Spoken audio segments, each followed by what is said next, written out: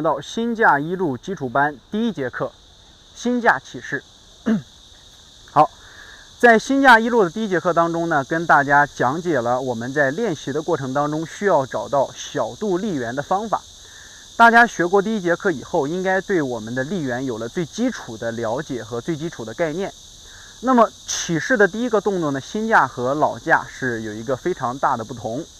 老架我们平开步之后，正常的两手上领，两手放松下沉，随后接当胯螺旋产生顺逆缠的膨胀。新架则直接从两脚平开步为起身立定预备式，两脚平开步完整动作演示。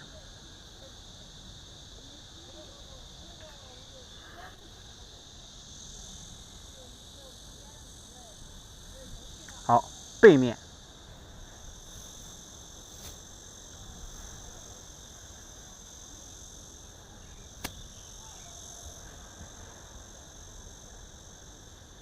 侧面，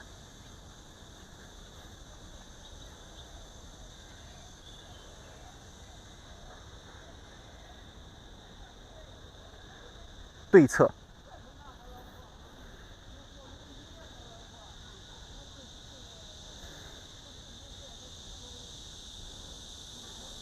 好，这是新架一路的起势动作。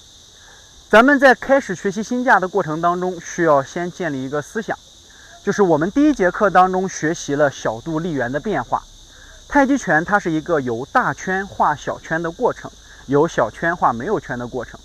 那么我们在练习的同时呢，需要先注意，手在开始进行学习新架一路起势时，需要先以大立圆为练习外形。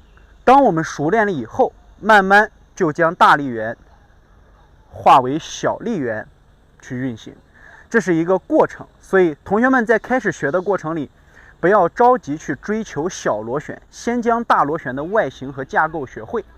那么进入正题，我们在练习新架的过程里面，咱们在第一节课当中跟大家讲解了小度的立圆关系。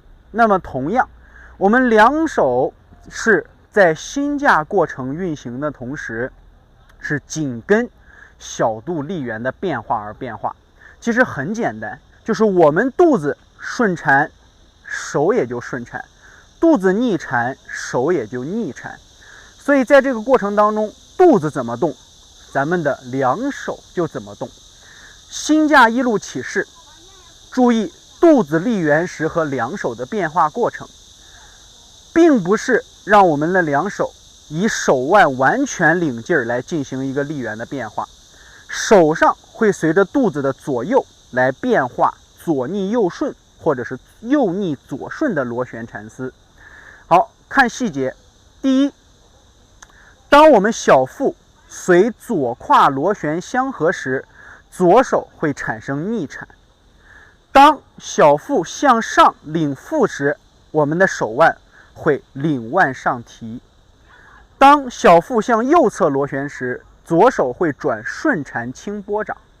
当小腹螺旋下沉时，转逆缠按掌还原。这是左手的变化，咱们连贯起来看一下。手上有一个非常明显的顺逆转换，那右手则是同理。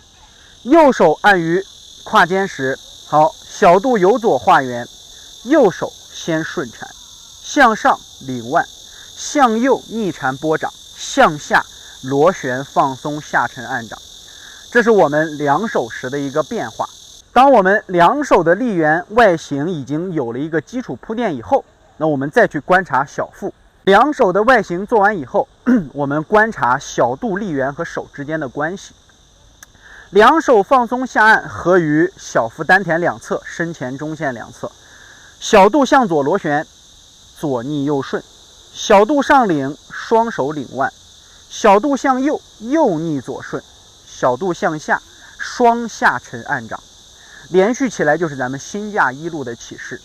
小度完整了画了一个单顺缠的立圆，带动两手形成了一个顺逆缠的变化。但是在这里有非常多的易错点，在新架当中，它的易错点会比老架更多。首先，第一，同学们在练习新架一路的起势时，一定要先做好咱们小度立圆的一个单式训练，就是站在这里，先用腰胯来进行带动。大家可以看到，在小度转动的同时，我的肩膀并没有一个非常明显的高低起伏。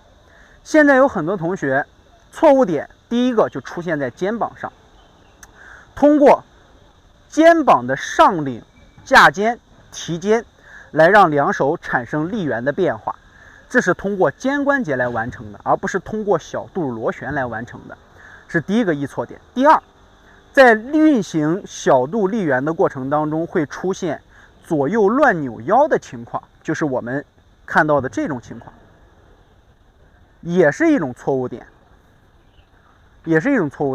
就是很多同学在练新架的时候，老师说你练新架为什么要扭啊？扭的问题就出现在这儿。我们立圆的过程当中，两髋是走了左右螺旋的小八字，但并没有让髋去走一个大立圆，形成一个转动，而是在髋关节的两侧再画一个绕八的过程。在髋绕八的同时，你的肩膀和腰椎一定要形成下盘很稳，中盘灵活，上肢轻盈。这个轻盈所指的就像我们开汽车一样的悬挂。汽车在平行行驶的时候，只要你的底盘悬挂好，不管轮子怎么去上下运动，上身都是平稳不变的一个状态。那新架一路在起手领手立圆时，需要遵从的就是这个要求，通过肚子的立圆来带动两手的立圆，上半身是不会出现明显的歪斜扭动。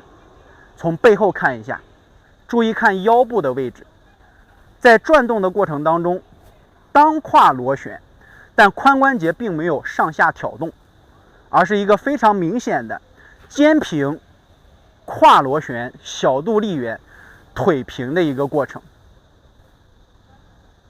非常明显。所以大家在练习的时候就要注意这些细节。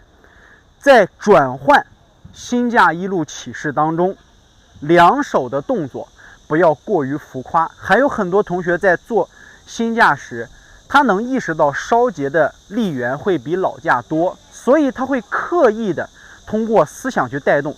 小度的螺旋和手的螺旋，它形成了一个特别大的差异。小度它只是动了一个这么大的圈，但是你的两手却动了一个这么大的圈，并且还出现挑腕架肘的问题。我们要保证上肢的放松。小度立圆，我们把这个螺旋放大它的1/2就可以了，没有必要非得去把这个立圆拧得特别夸张。所以新架一路的起势，既是让我们去回到第一节课当中跟大家强调的小度螺旋的基本功当中，想要学好新架，第一节课的小度立圆必须要每一位同学在学习这些课程的时候，要严格按照标准能够完成1、2、3、4回正。在新架当中起势，它就直接引入到了这个基本功，然后带动两手立圆。所以新架一路的起势难点在于第一节课没有掌握，简单点就在于老师们会发现今后学习的新架每一个顺逆禅的变换都是以小度立圆或顺或逆来进行动作的先行。这样子的话，大家学习新架就会理解之后慢慢变得简单。